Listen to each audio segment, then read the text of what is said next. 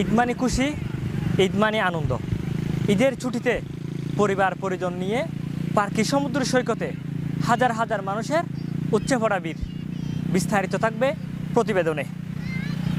ঈদের ছুটিতে চট্টগ্রামের জনপ্রিয় আনোয়ারার পার্কি সমুদ্র সৈকতে বেড়েছে পর্যটকের ভিড়। দেশি বিদেশি পর্যটকদের পদচারণায় এখানকার হোটেল, বিনোদন পার্ক ও রিসোর্টগুলো মুখরিত হয়ে উঠেছে। হাজার হাজার পর্যটক দেশের বিভিন্ন প্রান্ত থেকে পরিবার পরিজন নিয়ে ছুটে আসছেন সৈকতের মনোমুগ্ধকর দৃশ্য উপভোগ করার জন্য। আলহামদুলিল্লাহ ভালো লাগতেছে।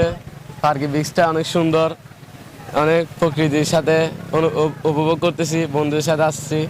এখানে আপনারা যারা আসেন না এখানে আসবেন এবং ঘুরে যাবেন এবং বন্ধু বান্ধবকে নিয়ে এসে এখানে খুব এনজয় করতে পারবেন।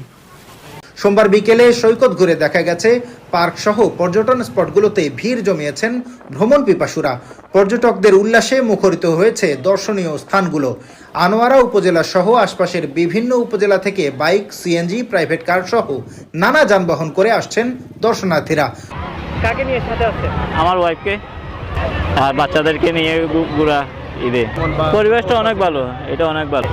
ঈদের সময়টা বলতে বন্ধ পাইলে বউ বাচ্চাকে নিয়ে ঘোরা, এটা একটা আনন্দ ব্যাপার। পার্কের চলে এসে তো আমি মুগ্ধ হয়ে গেছি একদম। আমি মনে করছি আমি কক্সবাজার চলে আসছি।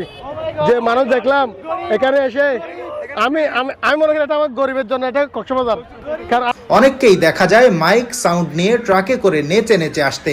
কেউ আসছেন পরিবার নিয়ে, আবার কেউ বা বন্ধুদের সঙ্গে। কেউ বাইক নিয়ে ছুটছেন, কেউ ঘোড়া দৌড়াচ্ছেন, কেউ সাগরের সৌন্দর্য উপভোগ করছেন ঘুরে ঘুরে, কেউ সেলফিতে ব্যস্ত। অনেকে বন্ধুদের নিয়ে মেতেছেন ফুটবল খেলায়। পর্যটকদের নিরাপত্তায় কাজ করছেন ট্যুরিস্ট পুলিশ।